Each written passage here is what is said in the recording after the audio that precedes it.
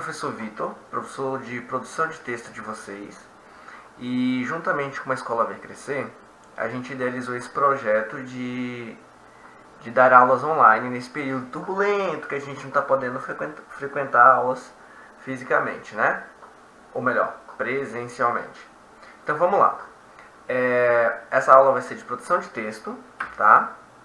Nós vamos estudar tipos de discurso e verbos de elocução que vocês já viram lá no primeiro capítulo do livro de vocês, tá? Então vamos lá. Tipos de discurso. Quem lembra aí sabe muito bem que nós temos 3 tipinhos de discurso, ok? Por exemplo, nós temos o discurso direto, discurso indireto e discurso indireto livre. Primeiramente, vamos para o discurso direto. O discurso direto, ele pertence aos personagens, ou seja, é a reprodução exata de suas palavras. Nós vemos muito em diálogos onde nós temos alguns sinais gráficos que indicam as falas dos personagens, né? Como aspas, travessão. Olha só esse exemplo aí, ó. Cebolinha disse a Mônica. 2 pontos, travessão. Mônica, encontrei a estrela que chora. Ela chora porque quer ser maior. Perceba que você tem a fala entre aspas, né? Porque é um corte. E você tem a introdução da fala representada por um travessão. Ou seja, sinal gráfico, travessão. Quando se tem esse sinal gráfico, é fácil de você identificar o tipo de discurso, né? Que nesse caso é o discurso direto. E nós vamos ver essa diferença nos outros modos de discurso. Vamos lá? Discurso indireto. Já no discurso indireto, ele pertence ao narrador, porque ele transmite o que o personagem disse sem reproduzir exatamente as suas palavras. É a reprodução exata de suas palavras, né? Por exemplo, Cebolinha disse a Mônica que tinha encontrado a estrela que chorava e que ela chorava porque seria maior.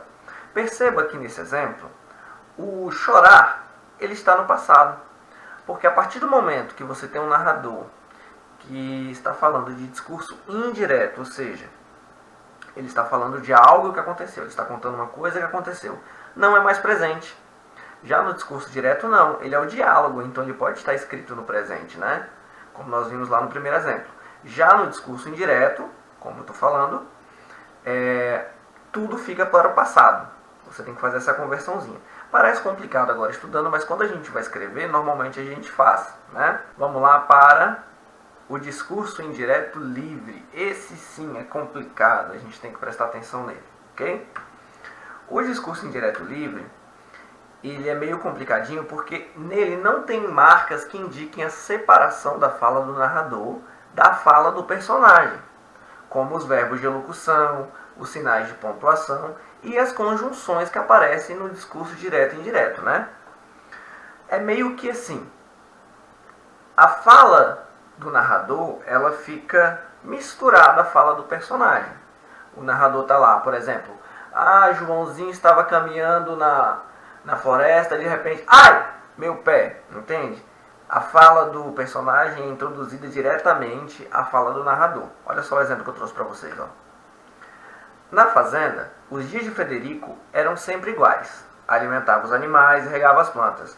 Ainda não remendei a mangueira que furou ontem. Depois, Frederico colhia alguns alimentos e limpava o campo. Com este calor, acho que vou ficar sem fazer nada, deitado na rede.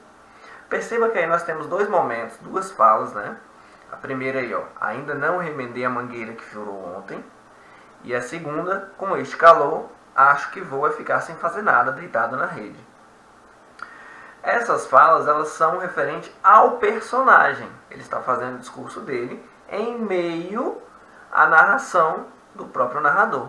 Então, assim, ela não tem nenhum sinal gráfico que está indicando que é a fala do personagem, né? E nenhum verbo de elocução. Por isso que fica um pouquinho mais complicado de distinguir. Mas é claro que com um pouquinho de prática a gente chega lá, né? Já os verbos de elocução, como nós já vimos em sala de aula, né? A elocução diz respeito ao modo de expressão, ou seja, a forma de enunciação. Assim, os verbos de elocução são aqueles que introduzem ou anunciam uma fala. São exemplos o verbo falar, perguntar, afirmar, responder, indagar, explicar, replicar, argumentar, pedir, implorar, comentar e exclamar. Olha só o exemplo que eu trouxe para vocês.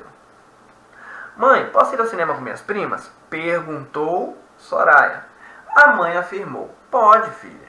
Obrigada, mãe. Exclamou alegre a filha. A que horas vocês vão? Indagou a mãe. Ainda não sei. Respondeu Soraya. Vou perguntar à prima Ana. Perceba que os verbos de elocução estão fazendo a enunciação, né? Ele está referindo aí ao que o personagem está falando. Por isso que se chama verbo de elocução.